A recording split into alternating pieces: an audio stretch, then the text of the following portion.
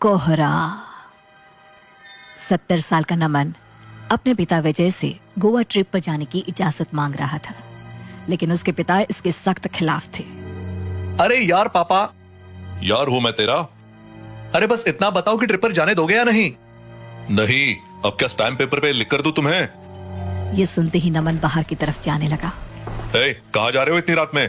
अरे इतनी ठंड हो रही है, बाहर कोहरा भी है, इस टाइम पर बाहर जाना ठीक नहीं है। गोवा तो जाने नहीं दे रहे हो, अब क्या चाहते हो? घर से भी नहीं निकलूं? ये बोलकर नमन घर से बाहर निकल गया और उसने एक तेज आवाज के साथ दरवाजा बंद कर दिया। जनवरी की ठंडी रात थी। कोहरा इतना घना था कि हाथ को हाथ नहीं सूझ रहा था। सांसें भाप बनकर बाहर निकल रही थी और दूर कहीं से कुत्तों के भौंकने की आवाज भी आ रही थी। क्या बोरिंग जिंदगी है यार। घर पर रहो तो पापा का लेक्चर सुनो और बाहर आओ तो ये डरावना सन्नाटा। नमन गगन के घर की ओर बढ़ा। सड़कों पर अजीब सी वीरानी थी। कोहरा इतना घना था कि सड़क पर लगी स्ट्रीट लाइट्स भी धुंधली लग रही थी। अचानक उसे ऐसा महसूस हुआ जैसे कोई उसके पीछे चल रहा हो। उसने पलट कर देखा, लेकिन वहां कोई नहीं था। उसकी चाल तेज हो गई। अरे ये क्या सोच रहा हूँ मैं? कुछ नहीं है, शायद मेरा वहम होगा। वो भागता हुआ गगन के घर पहुंचा। गगन, ओ गगन, जल्दी बाहर आ। अरे क्या हुआ? इतनी रात में क्यों चिल्ला रहा है? यार बहुत गुस्सा आ रहा है। पापा गोवा ट्रिप पर नहीं जाने दे रहे। चल कहीं बाहर चलते हैं, लंबी ड्राइव पर। मेरा मूड ठीक करना पड़ेगा तुझे। तूने टाइम देखा है और बाहर कितना घना कोहरा है। मम्मी पापा तो जाने नहीं देंगे। अबे यार बहाने मत बना। चल तू अपनी गाड़ी निकाल, कोई नहीं रोकेगा। गगन बेटा, इतनी रात में बाहर मत जाना। कोहरा बहुत है, कोई भी हादसा हो सकता है। मम्मी मैं संभालूंगा। नमन का मूड खराब है, बस थोड़ी देर में वापस आ जाएंगे। अरे गगन मेरी बात तो सुन। गगन बीच में ही उनकी बात काटता है और गाड़ी की चाबी उठा लेता है। वो दोनों गाड़ी लेकर हीरा के घर पहुंचे। हीरा के पिता प्रदीप भी उसे रोकने की कोशिश करने लगे। बेटा, इतनी रात में कोहरा और ठंड है, बाहर जाना ठीक नहीं है। अरे पापा डरिए मत, हम जल्दी वापस आ जाएंगे। प्रदीप कुछ कह पाता उससे पहले ही हीरा गाड़ी में बैठ गया। तीनों दोस्त अब गाड़ी में थे। कोहरा इतना घना हो गया था कि गाड़ी की हेडलाइट्स भी बेकार लग रही थी। सड़क पर सन्नाटा और ठंड इतनी थी कि खिड़की बंद होने के बावजूद शरीर कांप रहा था। गगन गाड़ी थोड़ा तेज चला। अरे भाई जितना हो सके उतना तेज चला रहा हूँ, लेकिन सारा नजारा ही गायब है कोहरे में। अरे यार मुझे तो ठीक नहीं लग रहा, वापस चलते हैं। तू तो हमेशा डरपोक ही रहेगा, चुपचाप बैठ। अचानक उनकी गाड़ी के सामने एक बड़ा ट्रक आ गया। गगन ने स्टीयरिंग व्हील घुमाया और किसी तरह सब बाल बाल बच गए, लेकिन इस घटना ने सबकी सांसें रोक दी। गगन ने फौरन गाड़ी तेज कर दी। यार ये क्या था? अगर थोड़ी सी भी देर हो जाती तो कुछ भी हो सकता था। मैंने कहा था वापस चलते हैं, मेरी बात सुननी चाहिए थी। अब तो बच गए ना, बस चुप रह। जैसे जैसे गाड़ी आगे बढ़ी, माहौल और अजीब होता गया। उन्हें ऐसा लगने लगा जैसे कोई उनका पीछा कर रहा है। गगन ने जल्दबाजी में एक गलत मोड़ ले लिया। यार ये कौन सी जगह आ गई? ये रास्ता मैंने कभी नहीं देखा। अबे क्या कर रहे हो? तुम ही ड्राइवर हो, हमें सही से ले चलो। गगन बस गाड़ी चलाता जा रहा था, लेकिन कोहरा इतना घना था कि गगन बार बार गाड़ी धीमी कर रहा था, क्योंकि कुछ भी दिखाई देना बंद हो चुका था। ठंड की वजह से उनके हाथ कांप रहे थे। यार कैसे भी निकलते हैं यहाँ से, मुझे घर जाना है। गगन गूगल मैप खोलकर चेक कर, मुझे लग रहा है हम कहीं गलत आ गए हैं।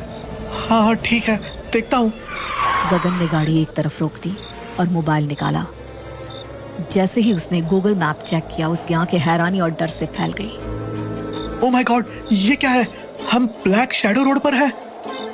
Black shadow road? ये वही रोड है जिसके बारे में मशहूर है कि ये हॉन्टेड है। हम यहाँ कैसे पहुंच गए? यहाँ तो लोग दिन में भी आने से डरते हैं। हे भगवान, लोग कहते हैं यहाँ जो एक बार आता है वो वापस नहीं जा पाता। बकवास बंद करो और गगन तुम गाड़ी वापस मोड़ो, हमें यहाँ से निकलना होगा। गगन ने जल्दी से गाड़ी स्टार्ट की और यू टर्न लेने की कोशिश की, लेकिन जैसे ही उन्होंने गाड़ी घुमाई, मोबाइल का सिग्नल पूरी तरह गायब हो गया। गूगल मैप काम करना बंद कर चुका था। अब क्या करेंगे? सिग्नल नहीं है, रास्ता भी समझ में नहीं आ रहा। मैं बस अंदाजे से चला रहा हूँ, हमें किसी भी तरह इस रोड से बाहर निकलना होगा। क्या अंदाजा? कुछ भी दिख नहीं रहा, लगता है हम कहीं फंस गए हैं। गाड़ी धीरे धीरे आगे बढ़ रही थी। तभी तीनों को ऐसा महसूस हुआ कि कोई उनका नाम पुकार रहा है। आवाज धुंधली थी, लेकिन हर तरफ से आ रही थी। गगन, नमन, हीरा, तुम्हारा समय आ गया है। तुमने सुना? किसी ने मेरा नाम लिया। तेरा ही क्यों, मैंने भी सुना। वो आवाज तो मुझे भी बुला रही थी। चुप रहो, कुछ नहीं है, ये बस हमारा वहम है। इस रोड पर यही होता है। तभी अचानक गाड़ी एक झटके के साथ बंद हो गई और कोहरा छटने लगा। वो एक कब्रिस्तान के किनारे थे, पर उन्होंने ये नोटिस नहीं किया था। गगन, गाड़ी जल्दी स्टार्ट कर। गाड़ी स्टार्ट नहीं हो रही। देखो, वहां रोशनी है। वो क्या है? कहीं कोई इंसान तो नहीं? चलो देखते हैं। हाँ, हो सकता है कोई मदद मिल जाए।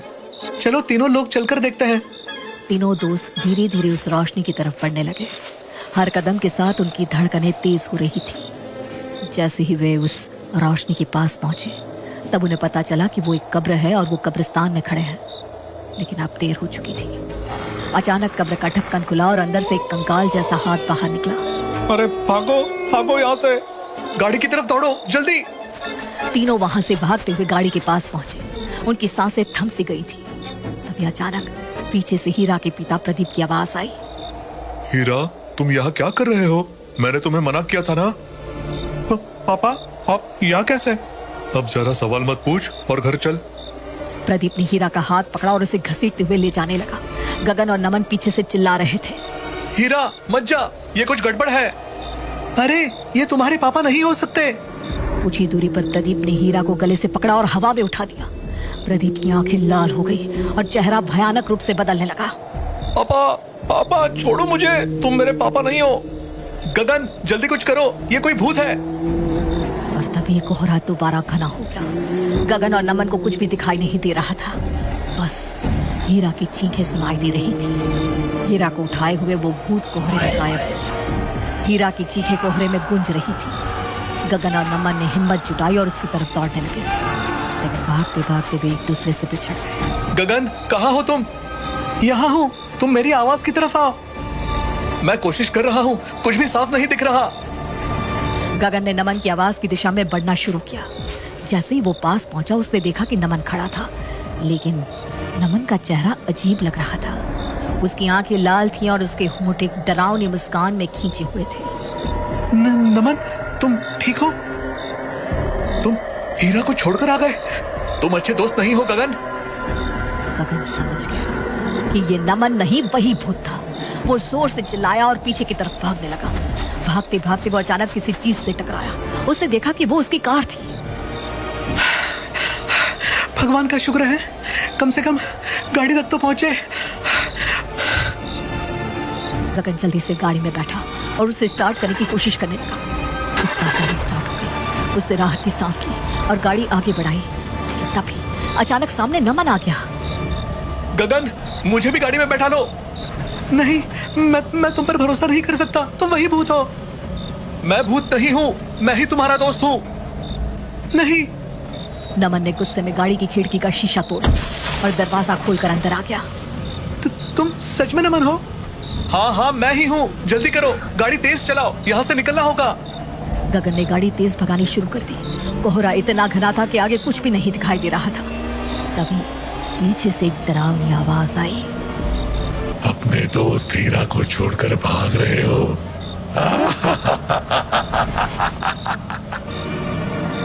उस पर ध्यान मत दो, हमें बस यहाँ से निकलना होगा। गाड़ी किसी तरह मेन रोड तक पहुंच गई। दोनों ने राहत की सांस ली, लेकिन जैसे ही वो थोड़ा और आगे बढ़े, उन्हें सड़क किनारे एक कार दिखी जिसका एक्सीडेंट हो रखा था। गगन ने गाड़ी रोक दी और दोनों बाहर निकलकर देखने लगे। ये हमारी ही गाड़ी जैसी क्यों दिख रही है?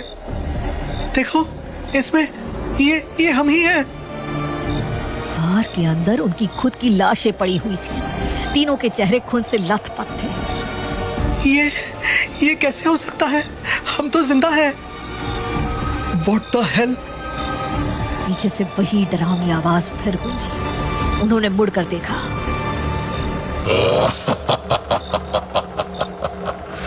मैं भूत नहीं, यमराज हूँ और तुम लोग उस ट्रक से टकराकर मर चुके हो। चलो, तुम्हारा वक्त पूरा हो चुका है। क्या? नहीं, हमें थोड़ा और समय चाहिए। नहीं नहीं नहीं, ये नहीं हो सकता। यमराज ने उनकी बातें अनसुनी कर दी और दोनों को अपने साथ ले जाने लगे। उनकी चीखें कोहरे में गूंजने लगी, लेकिन उनको सुनने वाला कोई नहीं था।